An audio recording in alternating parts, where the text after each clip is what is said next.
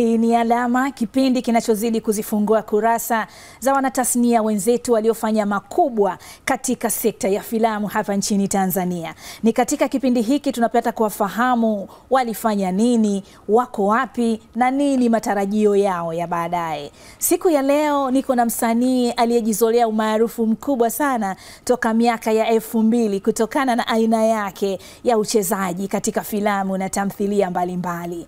Huyu ni mwandishi lakini ni mwigizaji nguli ambaye akiigiza katika filamu utatamani umtazame kila wakati. Ni msanii ambaye amewahamasisha wanawake na wasichana wengi sana kuingia katika sekta ya filamu au kuingia katika tasnia ya filamu hapa nchini Tanzania. Huyu si mwingine bali ni Riyama Ali. Nitakuwa nikizungumza naye hapa.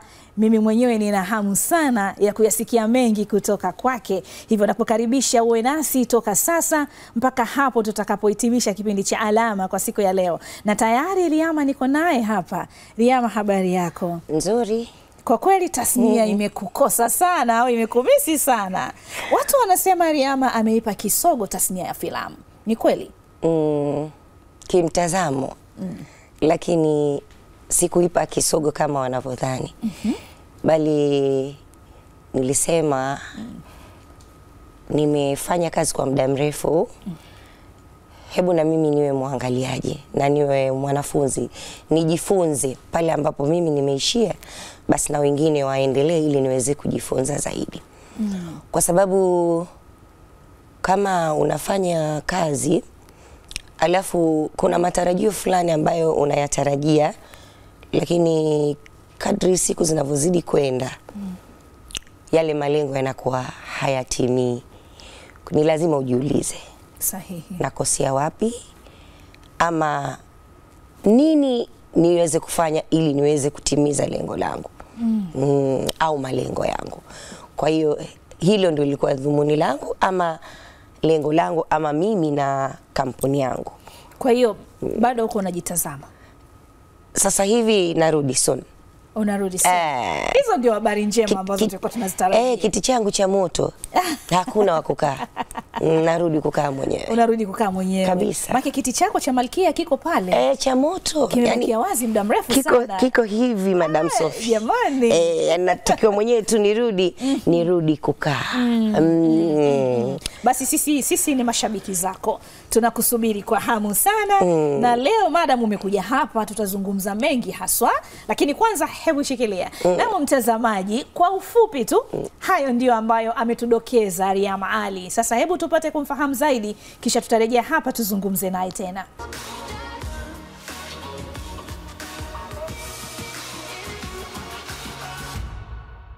Jina moja limeendelea kung'aa kwa zaidi ya robo karne. Jina linalobeba hadhi, mvuto na uhalisia wa sanaa halisi. Riyama Ali Suleiman. Tofauti na wasanii wengi wanaobadilisha majina yao wanapoingia katika filamu, Riyama alichagua kubaki vile vile alivyo kama alivyopewa jina lake na wazazi waliomzaa. Kwa zaidi ya miaka 24 sasa, tangu mwaka 2001, jina la Riyama limekuwa nembo ya ubunifu, upendo na kujituma katika ulimwengu wa filamu za Kitanzania. Alizaliwa tarehe 11 Septemba mwaka 1979 huko Zanzibar, akiwa ni mtoto wa 7 kati ya watoto 9 wa marehemu mzee Ali Suleiman Abubakar na mtoto wa 8 na nikitinda mimba kutoka kwa Bi Fatma Saleh Ali. Safari yake ya maisha ilianza katika misururu ya shule mbalimbali, na hii ni kutokana na kuhama kwa wazazi wake. Akihama kutoka Mzimuni hadi Mnazi Mmoja, Makurumla mpaka Tandale Magharibi na Mwananyamala Kisiwani. Kote huko ni jijini Dar es Salaam. Na baadaye akahamia Zanzibar kwa bibi yake mlezi, ambapo alihitimu elimu ya msingi katika shule ya Darajani, na huo ulikuwa ni mwaka 1994. Tangu akiwa binti mdogo, kipaji chake hakikujificha. Shuleni aling'ara kwenye michezo ya kuigiza, kwaya, ngonjera na ushairi, lakini zaidi ya yote sauti yake iling'aa alipokuwa akiimba taarabu, akivutiwa na mastaa wa muziki huo kama Hadija Kopa na Sabah Muchacho, na wengi walitabiri kwamba atakuwa mwimbaji, lakini Riyama alichagua njia yake nyingine kabisa, uigizaji. Mwaka 2001 aliongozwa na ndoto na ari aliyokuwa nayo, akajiunga na vikundi vya sanaa za maigizo kama Tafakari, Mburahati na Katavi Art Group. Kupitia Katavi, alishiriki katika mchezo wake wa kwanza wa television ukaitwa Jabari. Mchezo huo uliruka kwenye television ya ITV. Kutoka hapo, hatua moja ikamvusha hadi Taswira Art Group na baadaye Tamba Art Group chini ya uongozi wa mwandaji mashuhuri Musa Banzi. Huko alicheza katika filamu ya Fungu la Kukosa ambako aliitwa Mama Mateso, hii ikiwa ndio filamu yake ya kwanza kucheza, na hapo ndipo kipaji chake kilipoanza kuchanua rasmi. Mwaka 2005 Riyama aliamua kujitegemea, akawa msanii huru. Uamuzi huo ulimfungulia milango ya ubunifu usiokuwa na mipaka. Akaanza kuunda wahusika waliokuwa hai, waliobeba hisia na waliogusa mioyo ya watazamaji katika kila filamu aliyoigiza. Riyama aliweka uhalisia usiopingika. Filamu kama Simu ya Kifo, Best Wife, Second Wife, My Darling, The Dream, Tabu ya Kuoleana, Tabu Kiboko, King'amuzi, Kigodoro na Fake Promises, zote hizo zikawa nguzo ya umaarufu wake. Lakini hakuishia kuigiza pekee. Aliandika pia hadithi zilizoleta mwanga mpya katika soko la filamu kama Riyama, Mwasu, Dhana, Msuto, Daily, Likwata na Kajala, akionekana tena kama mmoja wa wahusika wakuu. Uwezo wake haukuishia kwenye filamu tu. Katika tamthilia za television, Riyama aliendelea kuthibitisha kwa nini jina lake linaheshimiwa. Kipaji chake kiling'ara zaidi kupitia kazi kama Jabali, Turufu, Huba na Moyo. Tamthilia zilizogusa maelfu ya mioyo ya watazamaji. Kila nafasi aliyocheza ilikuwa ni maisha, kilio, kicheko na pumzi ya ukweli. Hii leo Riyama Ali anaendelea kupanua upeo wa sanaa yake. Ndoto yake ni kuona kipaji chake kikivuka mipaka ya Afrika, kuigiza katika filamu za kimataifa na kukuza tasnia ya filamu kupitia kampuni yake ya Damwani Entertainment ambayo ameianzisha kwa kushirikiana na mume wake na ambaye pia ni meneja wake, Haji Mwalimu Mzee. Zaidi ya uigizaji, Riyama ni mama mwenye upendo, mke mwenye uaminifu na msanii mwenye heshima kwa wasanii wenzake. Anapokuwa nyumbani hupenda kutumia muda na familia yake, watoto wake Fatma na Rehma, kusoma vitabu na kutazama filamu zilizompa msukumo mpya na ubunifu. Riyama Ali si jina tu, bali ni safari ya binti kutoka Zanzibar aliyethubutu kuota, aliyepambana, akasimama, na hii leo anasimama kama nguzo ya uhalisia katika filamu za Tanzania. Ni hadithi ya mwanamke aliyejifunza kutengeneza nuru ya kwake mwenyewe, na sasa nuru hiyo inaendelea kung'aa, ikiangaza vizazi vipya vya wasanii wanaoamini katika nguvu ya ndoto. Riyama Ali, sauti ya mwanamke katika sanaa, mwanga wa uhalisia katika uigizaji na alama isiyofutika katika historia ya filamu za Tanzania.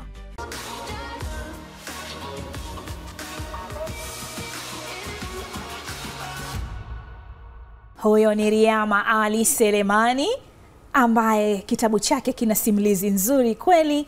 Kitabu chake kinahamasisha watu kuingia katika sanaa, lakini kimetupa funzo kubwa sana kwamba chochote tunachokifanya tukifanye kwa moyo wote, kwa sababu kile tunachokifanya sasa kitaishi kwa vizazi mpaka vizazi. Na sasa Riyama, tuje sasa katika historia yetu. Sawa. Hapo awali inaonekana kwamba ulikuwa unapenda sana kuimba taarabu. Na walikuhamasisha kina Bi Khadija Kopa na Sabaha Mwichacho. Ndio. Ikawaje ukasema huku siko haswa? Habari yake ni nzito kidogo. Kwa sababu nilikuwa napenda kitu ambacho yani pengine hakinioni au hakinihitaji. Nikisema hakinioni au hakinihitaji, napenda kuimba. Tulikuwa tuko kipindi hicho, nakumbuka skuli Darajani. tuna yale tuseme michezo, tunaimba, kuna wanaoigiza, tunaenda na mashule mbalimbali, wakati mwingine tunashindana. Sasa ikifika muda nafanya mazoezi vizuri, lakini tukifika sasa kwenye show, nikiwa na mtu tu chini kula ananirusha roho, mimi beti huko zinaniruka. Nawaza tu nimalize, niende kule nikamuulize ilikuwaje tu, unajua ule utoto tena. Sasa nakuta naenda saa nyingine naimba kwa zile hamaki na taharuki. Mziki unaenda peke yake na mimi huku maneno naenda peke yangu. Kuna siku mwisho hata ule mziki ukazimwa, nageuka nyuma naangalia, watu wananiambia maki siendi sasa na beat. Nikaona huku kudhalilika, nikaachana na mziki. Lakini napenda sana taarab. Mimi hata nilikuwa nikioga bafuni naimba, shai kuchapwa na mama naimba, watoto hawaimbi wala wazungumzi chooni. Nachapwa. Lakini mama nikijua hayupo, nafungua lile bomba la mvua naoga huku naimba mwenye taarab kama Bi Jacopo au Bi Sabah mi tena narindima. Na Bi Khadija Kopo alikuwa ukipenda taarabu gani yake hasa ambayo ilikuwa ikikukaa kila siku waimba? Nilikuwa napenda kadandie, nilikuwa napenda ngwinji, napenda muflis, napenda wrong number, napenda panyabuku, napenda TX mpenzi, alimradi nyimbo zote za Bi Khadija Kopo nilikuwa nikizipenda. Bora haswa ni ipi katika hizo? Hata na ile kwangu huoni ndani, yani zote, lakini ngwinji ilikuwa best. Ngwinji zaidi. Waikumbuka? Ngwinji? Naikumbuka. Hebu nipe kidogo. Ndaka sasa nidhalilike tena Sofia. No, siko mimi na wewe. Hapa hatuna biti wala hatuna nini. Haya. Eti ngwinji atambie kitu gani? Atambie kitu gani? Eti ngwinji atambie kitu gani? Tambie kitu gani? Jamani. Eti naye ajigambe. Ajigambe ana nini? Hata ajirembe. Ngwinji amtake nani? Ngwinji usijitie kundini. Jamani. Riyama, respect. Sasa nani alikuambia wewe hujui kuimba? Mimi mwenyewe mwenzangu niliona mambo yashakuwa yanaenda mrama, nikasema sikarushiwa makopo bure juu ya stage. Manake kwanza nikwambie, watu washalipa pesa zao hivyo Sofi. Sema ungekuwa unaimba huku unawachamba hao mashabiki zako. Mtu akija kwenye show ajipange, maki utampandisha, utamshusha, utamgerageza, utafanya kila kitu. Haya, tunashukuru kwamba uliingia kwenye sanaa ya uimbaji, lakini sanaa ya uigizaji ikakupenda zaidi. Na nashukuru kwamba kutokana na hicho tuko na wewe hapa. Ni lini uligundua kwamba una kipaji cha uigizaji? Mimi nilipojifungua mwaka 2000 nikakosa mtoto, bahati mbaya. Sasa ule upweke, huzuni, umebeba ujauzito miezi 9, alafu unakosa mtoto, unapata operation na mguu wangu wa kushoto pia nyonga ulishuka na mshipa fahamu. Nikapelekwa Kibaha kwa Dr. Baki, Mungu amrehemu, sasa hivi ukarudisha, ndo kidogo sasa hivi unaona niko sawa, lakini nikisema naongeza speed kidogo nikitembea unagundua kwamba kidogo kama unavuta fulani. Nikaa nasema nikikaa hivi kila siku naona mimi kama ni mnyonge, naona kama nimeonewa au labda kuna kitu ambacho yani kama dunia imenielemea, lakini kwa nini? Nikakaa nikafikiria, naona sasa wengine watu wanapita utasikia naenda mazoezini, naenda kuigiza. Nikasema ngoja na mimi, hebu ngoja niende kwenye hivi vikundi, angalau nitapata faraja, nitakutana na watu wengi na kila mtu ana mitihani yake. Pengine nikisikia na mitihani ya wengine itanirudisha tumaini na nitarudi kwenye amani yangu. Ingawa tayari nilikuwa na Mungu, kwa sababu nilipoambiwa tumekosa mtoto nikasema alhamdulillah, kisicho riziki hakiliki. Lakini kiroho ya kibinadamu kuna ule unyonge unabaki nao, na ukizingatia pia ni mzazi, unaona kabisa na ni maziwa yanatoka, lakini mtoto wa kunyonya hakuna, una mshono, umejifungua kwa operation kubwa. Kwa hiyo nilikuwa na msongo sana wa mawazo. Nikasema hebu ngoja niende. Nikajaribu kuwa naenda kwenye vikundi. Ndio nikaanza kwenda tafakari Mburahati Mianzini. Kanajifunza. Pale kukatokea kiongozi, sitamtaja jina, lakini naamini akiona interview atajua kwamba aliwahi kunikosea na sijasahau, ingawa nimemsamehe. Akanitongoza. Nikaambia mimi nimefuata tu kilichonileta na sijakimaliza. Kwa hiyo siwezi kuchanganya vitu vingine. Yule akamenikia chuki, kidogo ananiongelea vibaya, akikaa hivi. Kwa hiyo vile alivyokuwa akifanya vile nikasema mimi basi nikaacha. Nikakutana na Sudiali. Sudiali. Akanambia, Rehema, kuna kikundi kimeanzishwa Katavi, kiko Mwenge, Igongweba. Mwenge, sawa. Muda asubuhi ilikuwa saa 3. Mwenyekiti wetu alikuwa anaitwa Fanuel Mgonja. Alikuwa kwenye kituo kimoja hivi kikubwa tu cha TV.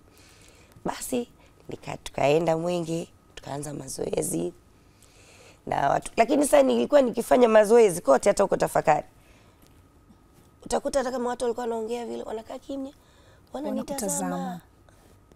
Kwanza nilikuwa naogopa. Yani nikisikia sasa hivi zamu yangu tu hiyo, Kevin hawezi kusahau.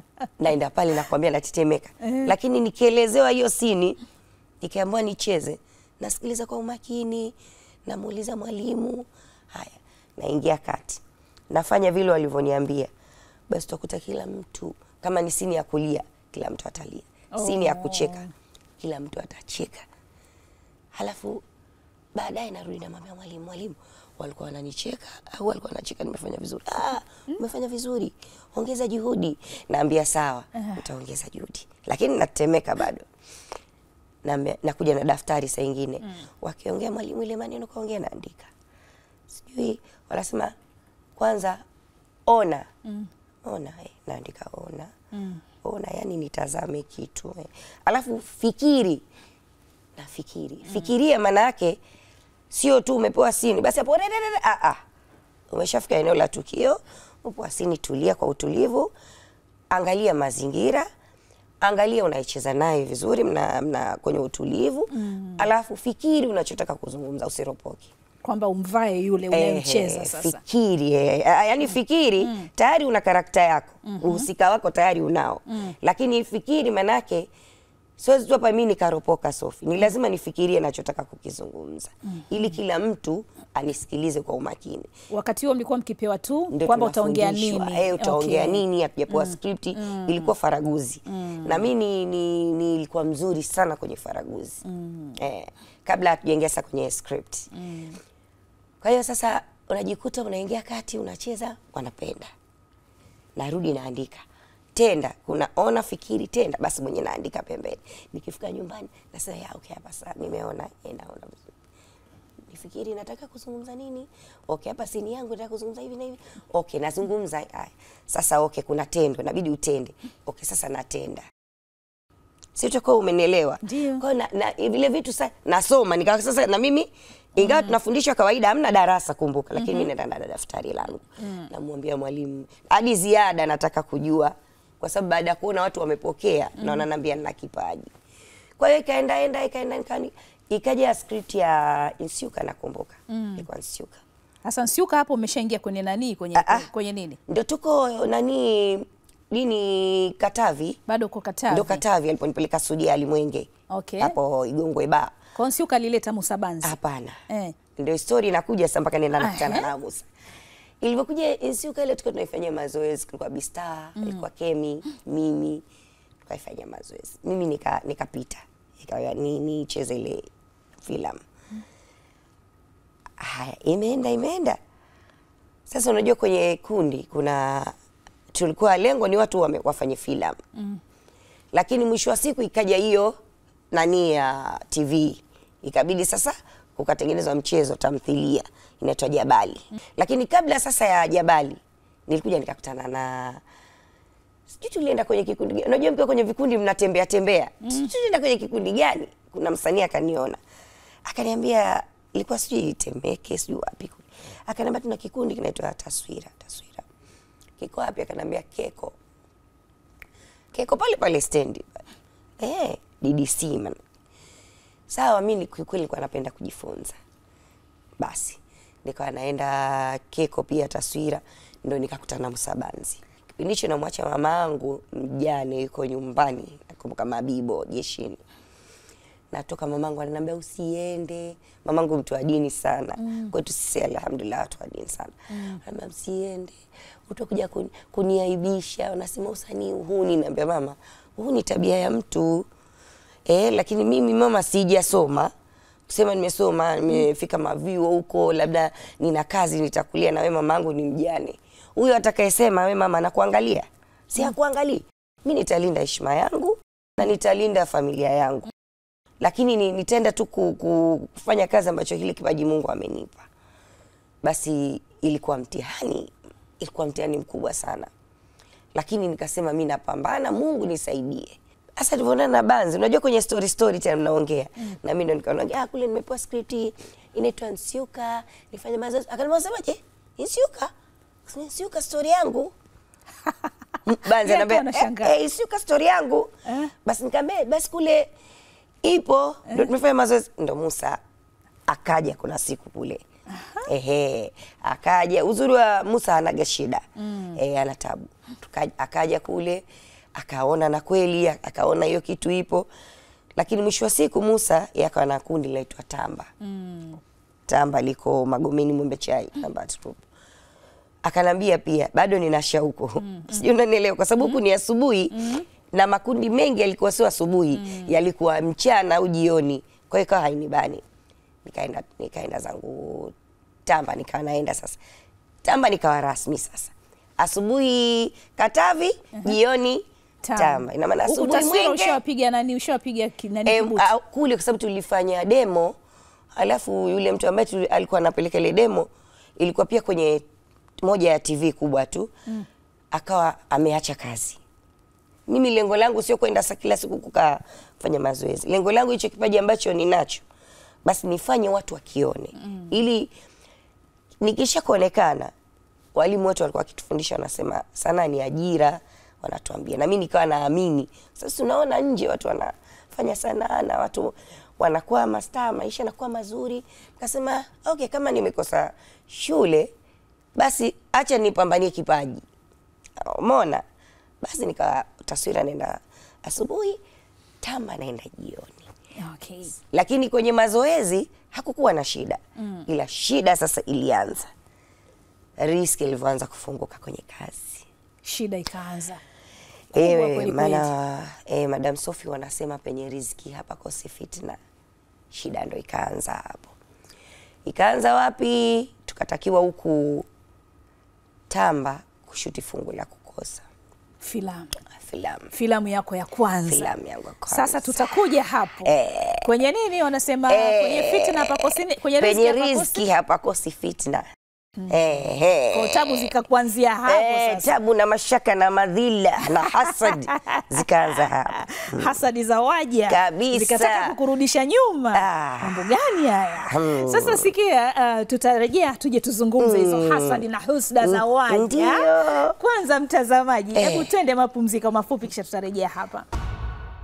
Tumerejea, kipindi hewani bado ni Alama na bado tuko na Riyama Ali tukizungumza kuhusiana na safari yake na tukitaka kujua yale ambayo ameyafanya katika tasnia, yale aliyoyapitia na yapi ambayo yamemjenga na kufanya kuwa Riyama huyu ambaye leo ameingia katika Alama. Riyama, ulivyoingia Tamba mkatakiwa kushuti au kutengeneza filamu yenu ya kwanza ya Fungu la Kukosa. Unasema tabu ndo zilianzia hapo. Nini kilitokea? Kilichotokea ni siku moja nimekaa, ndio tayari tunashuti Jabali. Sasa kwenye Jabali nilikuwa naitwa Serena. Nikaitwa na marehemu, tulikuwa namuita baba, Mungu amrahamu, Dr. Tamba. Amen. Na ni ofisi yake ilikuwa pale Magomeni Mikumi pale barabarani. Akaniita, nikaenda. Nakumbuka hiyo siku alikuwa na wageni ndani. Basi tukasalimiana pale, nilipofika uzuri wa dokta alikuwa mcheshi, alafu alikuwa sio mtu wa kufunga vitu. Pale pale mbele ya wale watu akaniambia, nasikia habari zako. Make na utani. Siku hizi umekuwa star, unaringa, unawavimbia wenzio. Mimi kwanza nilipigwa na butwanga sana, subhanallah. Nini hiki kinataka kunitokea? Makini unajua leo unaweza kukasimkwa mwili unaambua kitu ambacho hakipo. Kaambia hamna baba, maneno tu. Akaniambia basi mimi ndo nimekuita hapa. Leo nataka nikwambie mwanangu, ile movie hutocheza tena. Maana tayari wenzao wanaifanyia mazoezi. Wewe ushakuwa star, uji.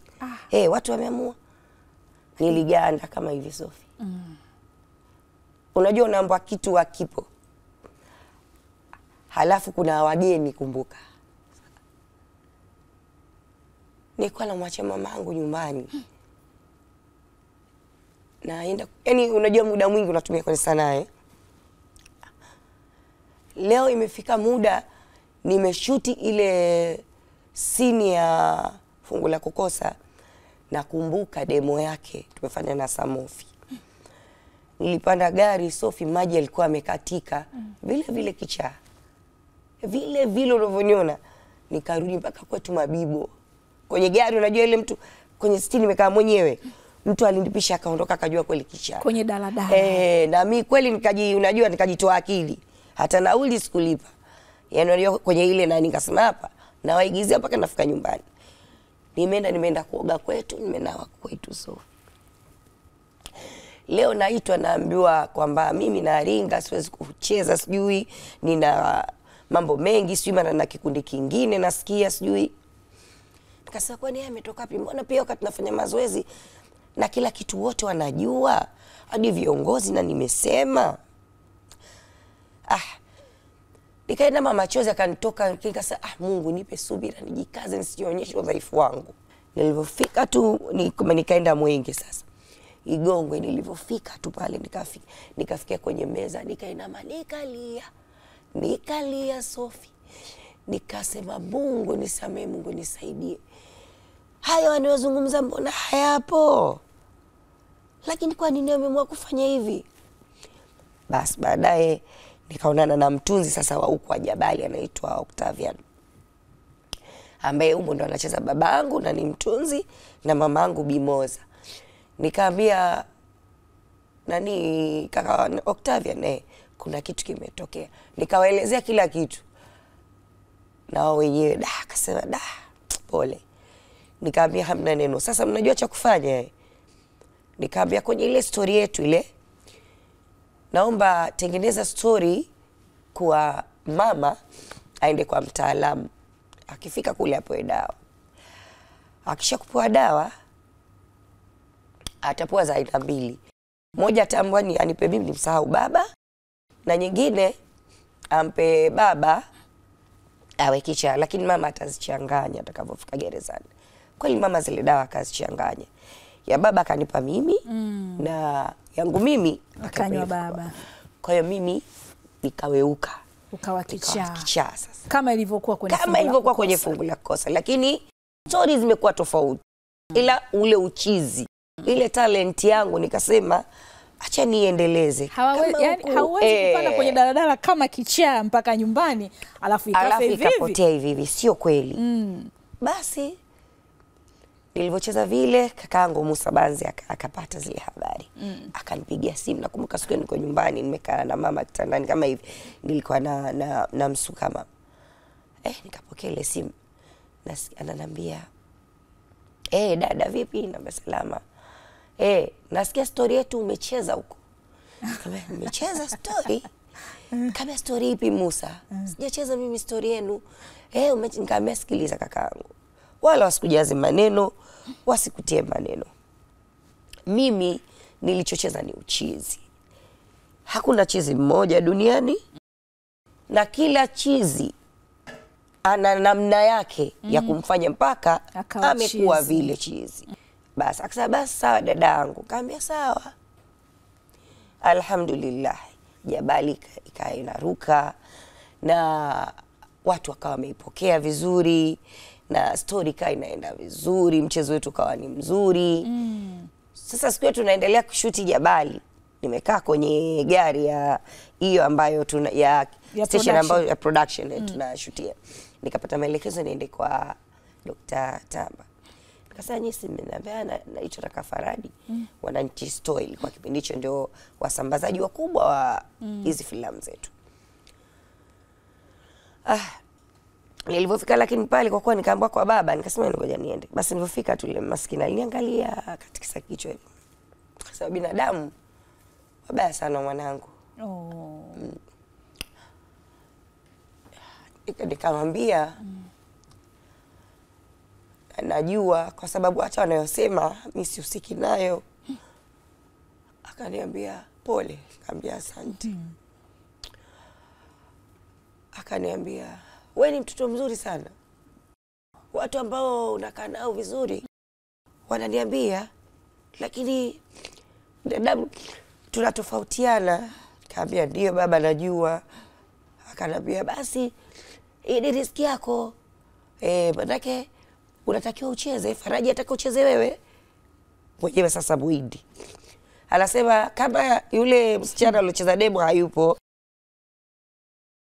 hii kazi basi yekeni pembeni, tumfanye kazi nyingine. Basi nikasema asante Mungu. Nikamwambia mimi sawa nitafanya, mimi sina kinyongo kwa sababu siwezi kubeba energy za watu wengine. Hizo ni energy zao, acha baki nazo, mimi nitabaki na energy yangu nzuri, nitafanya kazi yangu, nikimaliza nitaendelea na shughuli zangu. Sawa, nikakubali, nikafanya. Fungu la kosa nililipwa 1,000,000 tu. 1,000,000. 1,000,000 tu. 2005 ilikuwa? 2003. 2003. Nakumbuka 50,000 niliwagaia wenzangu, sijui vile. Nakumbuka baadhi ya wasanii Katavi maskini mwenye 2,000 mwenye ngapi hivi, baadhi ya rafiki zangu. Hukutaka kula peke yako? Alafu 50,000 nikanua wigi ambalo nilichezea mle. Nikanua suruali jinsi, maana nilikuwa soma vazi yangu ilikuwa buibui, madira, nguo za mtandio no vazi langu. Nikanunua na top ambayo kuna sini nilicheza kwenye fungu la kosa na mfukuza yule kabwe. Na mwambie usininifukuza, umefuata nini hapa, ondoka sitaki kukuona. Ndio nilinunua 1,000,000 tu. Lakini sikuwahi kuizungumzia kwenye kokote. Hata na siku aliongea nani mzee Tamba, Mungu amrahamu. Mimi watu wakanifikishia. Sasa yule mtoto amelelewa vizuri sana na wazazi wake yule bwana. Yule hajawahi kulalamika yule. Baki baadaye watu walianza kulalamika kwenye magrupu. Najua tena mimi niliondoka. Mara wanalalamika hivi, mara sijui amezulumiwa, mara nini. Lakini yule mtoto hajawahi kulalamika, hajawahi kusema chochote kitu kibaya. Akanasema. Kwa sababu mimi lengo langu alikuwa kwanza kwenye kutafuta pesa. Lengo langu kwanza ilikuwa ni fanye kazi, kipaji changu kionekane. Watanzania waone, alafu wapokee. Wakisha kupokea, niseme sasa nimepokelewa, naenda kufanya kazi au naenda kufanya biashara. Pole. Naomba chukua tishu kidogo nini? Na ni kweli. Story ina mvuto mkali sana wa kihisia. Na ni kweli Sophie, kazi yangu ilitoka, ilipendwa sana, namshukuru Mungu, na vitu ambavyo nilimuomba Mwenyezi Mungu ndivyo vitu ambavyo alinipa. Okay. Nilimuomba, nilimwambia nikitoka nisibadilike.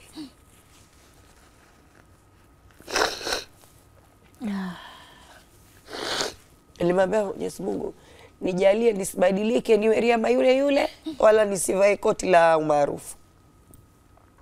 Na Mungu akanikubalia. Nikamuomba Mungu nipendwe na watu, kwa sababu watu ndio msingi wangu. Nashukuru alhamdulillah, Watanzania wanapenda kazi yangu na wamenisupport sana.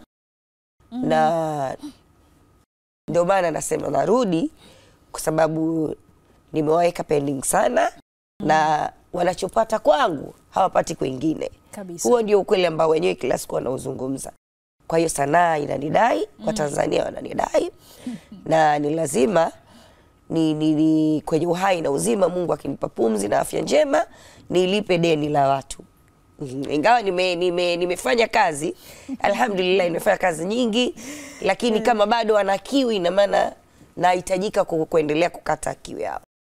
Basi kwa hiyo ndo filamu ikatoka, ikazinduliwa pale New World Cinema, na mimi ndio ilikuwa filamu ya kwanza kuzinduliwa ya Kitanzania. Kwa hiyo tukazinduliwa pale, walikuwa watu mbalimbali, wafanya biashara, wasanii, watu mashuhuri, wabunge, hivyo mawaziri baadhi. Yani ulikuwa uzinduzi mkubwa mzuri sana, na watu walioangalia filamu walipenda, wakafurahia nilichofanya.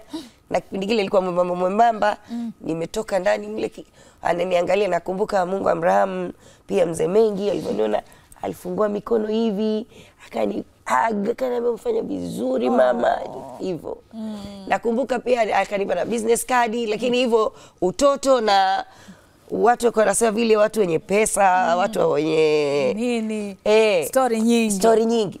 Basi ile kadi mimi ikapotea, ikapotea. Na ulivyofika muda na muhitaji sasa kumtafuta, sina mawasiliano wa kunipa mawasiliano naye. Sasa akili zimeshakuwa za ukubwa, sasa nimeshakuwa nimekomaa kwenye game.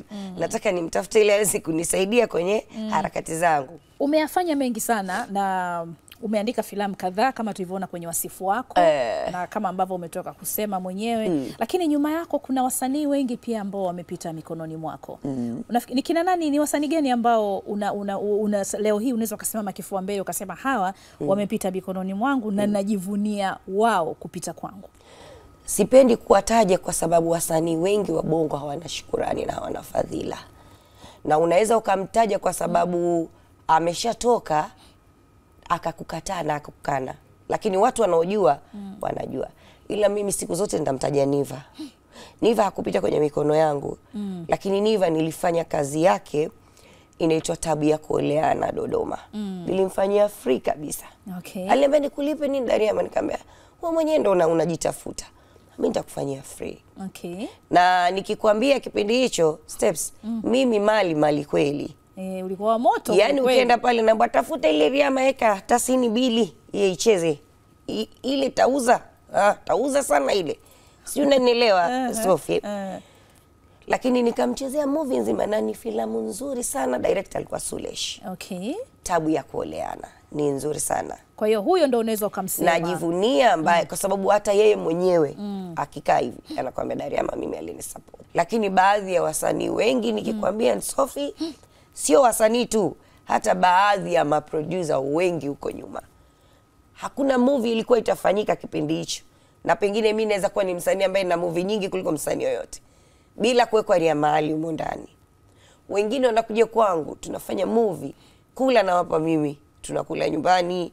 Na wao na huruma, naona hawa na wazazi wana familia. Na wao natafuta riziki kama mimi ambavyo ndo natafuta riziki na mtafutia mamangu.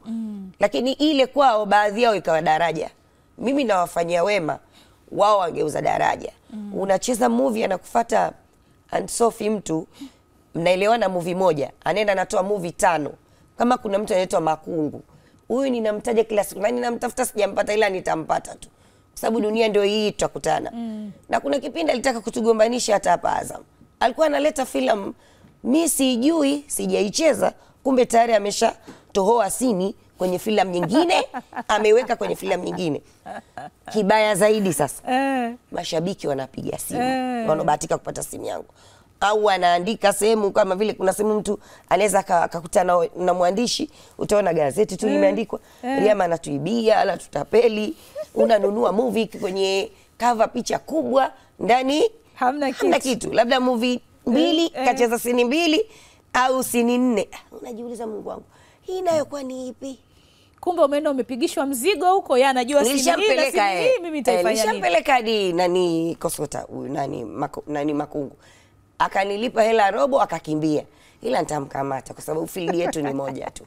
Basi sawa Riama, tutakuja kwako. Na mtazamaji, tumezungumza mengi, sasa ni wasaa wa kupata mapumziko kidogo, kisha tutarejea hapa. Tumerejea kipindi hewani, bado ni Alama na bado tuna mengi ya kuzungumza na Riyama Ali katika ngwe hii ya mwisho. Riyama, ukiyatazama mapito yako yote toka umeanza sanaa mpaka sasa, ni mafanikio yapi ambayo wewe unajivunia nayo kupitia sanaa? Mimi Aunt Sophie najivunia, kwanza nimekuwa msanii mkubwa. Najivunia heshima yangu. Najivunia leo nimekuwa si mtu tu wa kupenda mikopo, lakini ningekuwa napenda mikopo sasa hivi mimi hata nikisema Aunt Sophie naenda bank, basi nikitaka mkopo na nakopa mkopo na nitafanya kile ambacho nataka kufanya, ambapo huko nyuma nisingeweza kufanya. Heshima yangu imezidi kuwa kubwa. Pia ni mshereheshaji mimi wa kipindi. Kipindi cha Jirani pale Crown. Ingawa sasa hivi tumesimama kidogo. Tunapisha, wanasema tii sheria bila shuruti. Na sisi hatuna zile mambo ya ithbati. Kwa hiyo mimi pia kwangu nimelipokea tu vizuri, kwa sababu kila mtu na mipaka yake kwenye mazungumzo, wengine mipaka hawana. Na hasa usipojua sheria ya uzungumzaji ya uandishi. Kwa hiyo nimepokea kwa mikono miwili, na pia inanipa chachu ya pengine kwenda kusomea. Na una mpango wa kwenda kusomea? Unajua nani Aunt Sophie, kama kazi inahitaji uongeze ujuzi wa elimu, ni kitu kizuri. Basi ninakuunga mkono haswa. Ni kitu kizuri. Nenda kasomee. Sawa sawa. Kwa sababu talanta hiyo unayo. Kweli. Unajua kutunyosha kwenye kipindi chako cha Jirani. Sophie bwana, usifanye jicho langu liko hivyo kama toroli. Toroli likawa dogo. Unafanya vizuri sana. Kweli. Hebu sasa mimi nataka unipitishe kidogo. Unajua Riyama, una staili yako wewe ya uigizaji. Staili ya yani zile za kuzodoa hivi. Kumpaka mtu mipasho hivi. Yaani ni staili ambayo ukimzungumza Riyama huwezi kumtofautisha na staili hizo. Hivi staili hizo ulizitoa wapi? Mimi kwanza Sophie, mimi ni Mzanzibari na Mzaramu. Sasa Mzanzibari unajua na Mzaramu wote watu wa pwani. Watu wa pwani wana nahau, wana ucheshi kidogo, wana maneno mengi. Ndo mimi mdogo sasa nilikuwa nakodiwa. Ndo akili ya utoto. Watu kwa shagombana wakiweza nakodiwa. Na kama hivyo hivyo na nilikuwa kifupi fupi. Basi bibi nilikuwa nikichambana na hivi nakwambia na naruka, utafikiria kitenesi na dunda dada basi watu wanapenda. Wananipa pesa, naenda nanunua pipi, na mimi naongea maneno pale, mamangu akanikirudia akisikia ananipiga. Sijui, mimi naongea tu na kwa sababu yani mimi nazungumza na wewe kutokana na wewe utakavyonijibu. Yani ukinijibu mimi kamusi. Jibu lipo hapa. Wewe njoo na swali tu. Jibu utalikuta huko. Kwa hiyo ikawa hivyo. Kwa hiyo ulikuwa unakodiwa wewe. Na vile nikiongea hivi walikuwa wanatapia ya mama pozi. Kwa ndo mambo yangu hivi slow. Nikikuchamba kama sikuchambi hivi. Fanya kama wanichamba. Siwezi. Bosi nataka uninyime kazi, sitaki. Sitaki. Basi sio wewe alikuhamasisha. Wallahi sio wewe. Hata wakati mwingine zaenda kituo cha polisi, unamkuta mkubwa wa polisi anambia leo unataka unichambe. Naambia subhanallah, siwezi, maana nilolijia hata sijalimaliza. Nimemfuata ndugu yangu asikabaki huko ndani kwa hisani yako. Basi uweze nakwambia leo utoke hapa mpaka uchambe. Utoke hapa mpaka unichambe. Naambia kwa hisani yako kakaangu, niko chini ya miguu yako. Siwezi, ninapokuambia siwezi namaanisha mimi mpaka nione kamera, na siwezi kuchamba hivi. Yaani watu wanapenda. Na wengine wananichokoza vizuri tu Instagram. Alafu anakuja DM anasema mimi nilikuwa nataka unichambe tu. Mwenzo unafikia tena. Na kweli unachamba sawa sawa. Sasa kwa hiyo huyu kantia upepo. Kwa hiyo nataka nisikie tu ninavomchamba. Basi. Na kuna namna yoyote ambayo umejikuta sasa, kwa sababu ni maisha ambayo umekuwa ukiaishi katika sanaa. Kuna namna yoyote umejikuta sasa hata nyumbani uraiani pia unakuwa hivyo? Alhamdulillah, mimi naishi na mamangu. Tulipanga na Mr. Tabata miaka kama 5. Lakini mama amekuwa mtu mzima sana. Tukasema alafu kwa akisumbua pressure. Kasema turudi kidogo nyumbani tukakaa na ule bibi mkubwa maskini. Kwa hiyo huku mimi nimekaa miaka kama 20. Sije kupigizana kelele hata na mtu. isipokuwa jirani mmoja tu alikuwa anamsumbua mama. Huyo ndo siku moja tu nilimuondolea uvivu. Kuna siku moja babu mmoja mwanajeshi, mimi kule tunakaa na wanajeshi wa staff. Akanambia, "Mwanangu, unajua mimi nimekuona ukiwa Ulaya. Kuna unajua rafu naria, ulikuwa na spora. Kumbe mama wewe ni mwigizaji. Kumbe mama una kipaji. Mungu akubariki sana." Mimi niko mtume naona aibu. Naambia amina, asante baba. Yaani wamekuja kunijua, tena ilikuwa 2014. Tumeenda UK. Tumefanya interview na Spora. Spora akanambia, "Naona tu wewe ukiwa unalia leo, nataka nikuone unalia live au unatia vitunguu." Nikamwambia wewe tu. Akakupa vitu ukamwaga chozi. Akanambia action. Nikamuigizia naye mwenyewe akalia. Asante. Kwa hiyo ile akaiona ikawa imeenda sana, ameona yule baba akaniuliza. Ndio ukawa na nani? Lakini ukapa nani? Ina maana siishi kistaa, siishi kisanii. Una maisha yako halisi. Kama Riyama Ali. Okay, Riyama, toka umefunga ndoa na mumeo amekuwa akisimama na wewe kama meneja wako. Hii imekusaidia kiasi gani, au kuna namna yoyote ambayo imekuwa na changamoto zake? Imenisaidia sana, changamoto zipo. Kwa sababu wale ambao walikuwa wakinitumia wale hawanitumii tena. Kwa hiyo kama hawanitumii tena, wana majungu fulani huwa wanayapika pika. Kwa sababu hata tunapofanya kazi zetu, maana tuna kampuni yetu mimi na Mr. Damwane Entertainment, tukipeleka kazi unashangaa kazi zetu hazipiti, lakini za kwao wakitushirikisha zinapita. Umenielewa sijui? Lakini sisi bado tupo kwenye mapambano na tunaamini kwa kuwa ni washindi na Mungu huyu hai, halali wala asinzii, basi siku yetu haiko mbali. Siku yenu haiko mbali. Njia yetu na tutaiona, tutafanya kazi zetu. Kwa mume amekuwa akikupa chachu gani ya wewe kupiga hatua? Mume wangu alikuwa ananisimamia kwanza kwenye kazi nzuri. Ananiambia usiangalie hela. Ukiangalia hela hutakuja kufanya kazi nzuri hata siku moja. Angalia CV. Na ndio maana hata nilipoingia kwenye Moyo Kenya, aliniambia, alisoma, nikamwambia wewe mimi Kenya siendi. Kwanza mbali, alafu nasikia wale wakali wale, mimi siendi, namwambia mume wangu. Akanambia ukali ni tabia ya mtu, si watu wote. Hata hapa pia kuna watu wakali. Nikamwambia ushaanza, lakini mimi bwana siendi. Akasoma story, kumbe mwenyewe mimi sijui vitu vile akitumia. Kwanza nikamwambia kwanza wanaongea Kiingereza, mimi mambo ya Kiingereza ndio siyataki.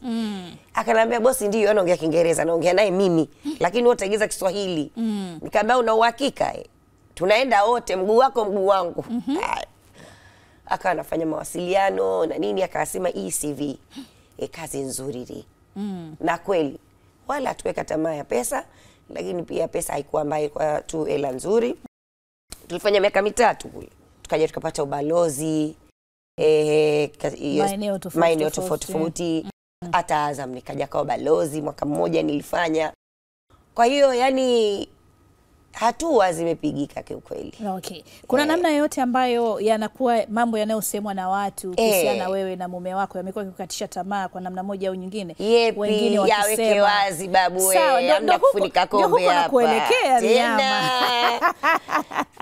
Wengine wakisema kwamba mume wa Riyama anamzibia riziki, anaambatana naye kila sehemu, hakuachi uhuru. Lakini wengine Riyama wakisema kwamba mumeo mdogo, sijui na mambo mengine mengi. Mimi siko huko, ila bwana, nasema tu bwana upo. Umekuja na mumeo? Utaenda naye hata kwa Mama Samia mamangu akinita. Haya nijibie kwanza. Halali. Au vipi? Halali mamangu akinita naenda naye Ikulu. Okay. Kwa kuna namna yote unajivunia mumeo? Mimi najivunia sana. Na ngoja labda nikuambie kitu Aunt Sophie. Watu wengi waume zao ni kama maadui zao, sio marafiki zao. Mimi mume wangu ni rafiki yangu. Mimi mume wangu ni meneja wangu. Tunajua kutofautisha kazi na ndoa. Sisi hata kwenye kazi zetu watu ambao tunafanya nao kina Richi, Mariam Ismail, Mona Lisa, Bista, waulize na kaka Mwogo Mchungu atakwambia tumefanya nao. Je, hawa mlifanya nao kazi wako vipi? Kwanza huwezi jua kama mimi na bwana mtu na mume wake. Hapo sijui baby sijui mume. Kila mtu atatajwa pale kwa cheo chake. Tutafanya kazi zetu na tutafanya kazi vizuri, na wasanii hutajua nani bosi, hutojua nani, sijui utakuwa unanielewa. Tulifanya nao kazi zetu sisi, watakwambia waulize. Lakini na sishangai kwa sababu watu wengi hawawezi kuambatana. Mimi hata kwenye dua siendi mwenyewe. Kwani naenda kumfanyia ubaya, unaenda kumroga. Sitaenda kuomba dua sila kwetu wote. Ina maana kama hiyo nuksi si tunayo wote, kama hiyo hasadi tunayo wote. Sasa naenda kufanya nini mimi kwa mtaalamu? Nitatoka kwenda kutongozwa. Nikaolewe na mganga nimwache mume wangu nsamboi. Wamchukue. Mimi naongozana na mume wangu. Sehemu yote naona labda kaburini tu ndo atansindikiza mume wangu, ataniombea dua au yeye atatangulia nitamwombea dua. Lakini Aunty Sophie, mume wangu mimi hanikeri wala haniwashi. Tena kwanza akiwepo kama hayupo. Okay. Tena yeye sasa ndo hata kama tuna kesi uwezi amini, basi yeye ndo atafanya ile kesi itaisha salama na tutaelewana. Yani kwa kweli napenda sana ujasiri wako ulionao juu ya mumeo. Mumeo uko naye na unatamba nawe. Wala huoni haya kuna ni kumtambulisha popote pale. Anipi joto wala anipi harara. Gizani na kwenye mwangaza natamba naye. Ananipenda eti. Niko mwenyewe, kama yuko mwingine labda kwenye simu. Na ndio meneja wako pia anayekusimamia na kazi zako kabisa. Na wala huoni haya hata kumtambulisha hadharani. Yani sioni haya. Unatamani unaonaje ukiwatambulisha wana Alama pia shemeji yao wamfahamu? Itapendeza zaidi. Waseme mbona natajwa tu, si wengine hatumjui jamani. Tumuone shemeji. Usingizi wa damwani, usingizi wa jirani, usingizi wa udugu. Sio ni tabu. Ni wape tu raha kama wao wanavyonipa raha ya kunishabikia kazi zangu. Jamani. Tena hiyo nimeipenda sana. Sasa hapa mimi nafikiri mtazamaji, kwa upande wangu wacha niishie hapa katika Alama ya siku ya leo, lakini kama ambavyo nimemtizi hapa Riyama, nataka amtambulishe shemeji yetu, meneja wake Riyama, na kukiwa na kazi zozote ambazo zinamhusu Riyama, bwana meneja aonwe, au sio? Hana neno. Bwana shemeji. Mashallah. Bwana shemeji basi karibu. Karibu bwana. Bwana shemeji karibu. Mimi bwana shemeji nataka niwaache hapa. Ndio. Mtetea tete. Tena. Mawili matatu. Kwa raha zetu. Shida zao. Tena. Bwana shemeji. Karibu. Mimi nimewaachieni jamani, Alama ni ya kwenu, tambeni naye. Kwaherini. Alama tunayo mume wangu na tunatamba nayo. Eti wanasema unanizibia kwani wanataka kunitongoza? Itakuwa. Wanasema kila sehemu ninaenda nawe, kwani unawakera nini? Unawatia majiti ya macho? Si ndio maana ya kama utawatofoa au? Mnapofunga pingu za maisha si muda wote mnapoa. Ajabu, kwani watu ndio ambao mnakuwa mwili mmoja. Ndio maana yake. Na kwa shehe nitaenda na wewe mume wangu, kwa mganga nitaenda na wewe mume wangu, maana hata mganga akitaka kunitongoza atashindwa. Kabisa. Si nimekwenda na wewe mume wangu. Kabisa. Wanataka niende peke yangu, wataka kunifanya nini? Simu yangu tumia wewe, ya kwako nitatumia na mimi. Uzuri password zote tena tuwaambie kabisa. Password ya huyu bwana ninayo, password yangu anayo. Ukija DM kwangu unakutana na huyu bwana, kwa DM bwana unakutana na mimi. Tunajibu, tunacheka, tunawasani. Si wazuri mtacha kututongoza, muhimu mtutongoze. Lakini kwenye kutongoza kuna kukubali na kukataa. Basi usimalize sana. Lakini mimi tu niwaambie wa Tanzania, huyu bwana hana shida, ila watu wana maneno. Mume wangu mtunzi, mume wangu director, mume wangu script zangu zote sasa yeye ndo ananisimamia, anataka nizungumze vizuri script. Kwa sababu jamani kazi na umri, dada yenu sasa hivi tena mimi naenda 46 nikifika mwezi wa 9. Sifichi umri wangu, maana mkija makaburini mtaona. Kazaliwa 79 bibi kafa sijui 20 na ngapi. Kwa hiyo ukiwa hai ongea umri wako, hamna haja ya kuficha umri. Mwenyezi Mungu akupe maisha marefu. Amina. Mume wangu tutembee na mkongojo. Au vipi bebi wangu? Amina. Tunapendana. Wanaona donge inawauma, inawachoma. Wana maneno. Wanatusema wanatusengenya tumeasikia wenyewe. Jamani mashabiki zangu, na waga tunawapenda sana jamani. Msikose kuangalia tena kipindi chetu cha Alama. Wallahi the best na surprise. Hatujui kijayo ni nani, lakini wewe jua tu Alama itawekwa. Tunawagaje sasa? Tunawagaje? Alama baby. Ukisikia mtu anaitwa Mkude au anaitwa Kobelo au mwanamke anaitwa Kinoge, sasa mimi mtala wangu ni Banzi. Musa Banzi hujafikika muda mrefu, kwa kusema ule ukweli kabisa. Kwanza ilikuwa ni ngumu kuamini kwamba sasa unatoka huku unakwenda kwenye kitu kingine ambacho ni kipya. Kwa hiyo nikakata tamaa, nikasema sasa kufanya katuni haiwezekani. Kwa hiyo akanambia fanya watu, chukua watu rekodi. Sasa kuna bwana mmoja anakuja kulaza gari hapo kwenye hiyo CCM. Sasa akija akiangalia anaona hawa vijana wanafanya mchezo wa kuigiza, mimi hawa hawajui hao. Tulipoenda nyumbani kwake akanambia, unajua script zinavyoandikwa katika filamu zote ambayo bado inanipa maslahi mpaka leo hii. Mshumeleta. Mkaanza kushuti Nsiuka. Kabla hatujashuti wakasema ngumu hii. Hatuiwezi. Hii hatuiwezi. Bwana director badilisha. Ndio nikaandika Fungu la Kukosa. Wamefanya ni watu 2000, watu 3000. Ilikuwaje? Sasa ataanza, sasa Musabanzi anadanganya tena upya sasa.